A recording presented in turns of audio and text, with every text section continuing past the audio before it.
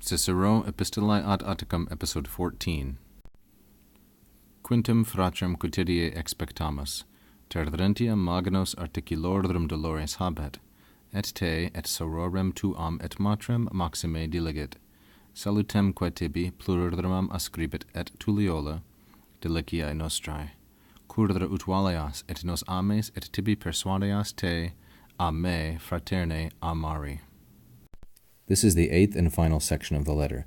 Q is an abbreviation of the name Quintus, or rather, in the accusative, Quintum, Cicero's brother, who has been discussed before.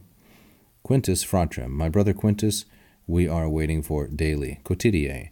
This adverb is a combination of quote, meaning several or at several times, and the noun dies.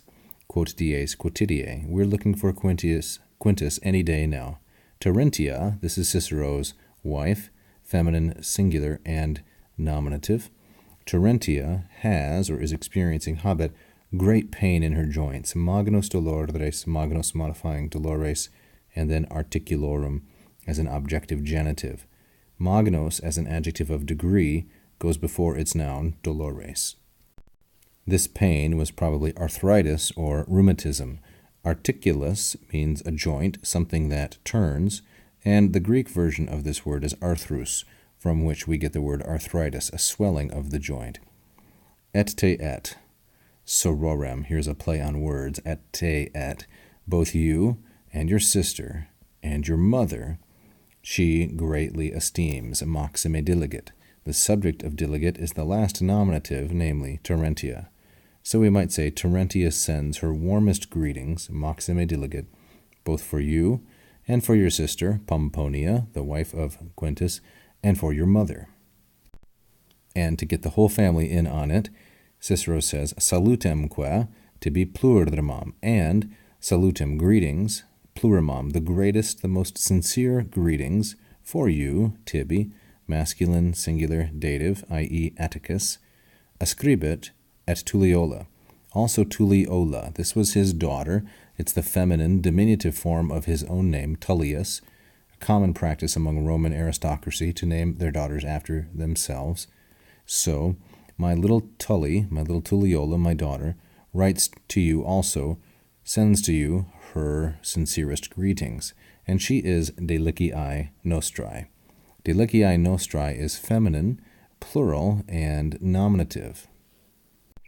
This feminine plural nominative, deliciae nostrae, is in apposition to Tulliola, and it is an illustrative case. With apposition, that is, when one noun restates another, there does not need to be any agreement except in case.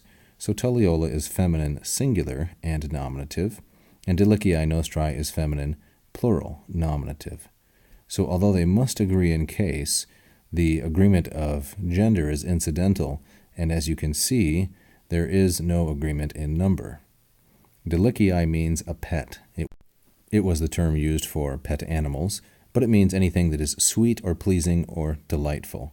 And so, because he has great affection for Tulliola, his daughter who would actually die many years later in 45, that is 23 years later, as this letter was written in 68, he has great affection for her. He calls her my pet, deliciae nostrae. And now the closing valediction.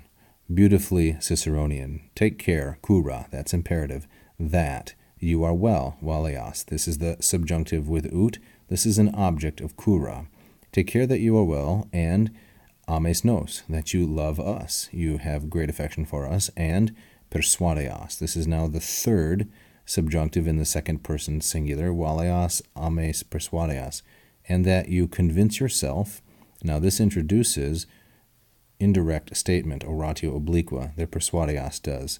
Tibi is the indirect object, but then persuade yourself, te amari, that you are loved, te amari. This is a present passive infinitive, that you are loved, a me, by me, fraterne. Here's an adverb, like a brother, in a brotherly fashion.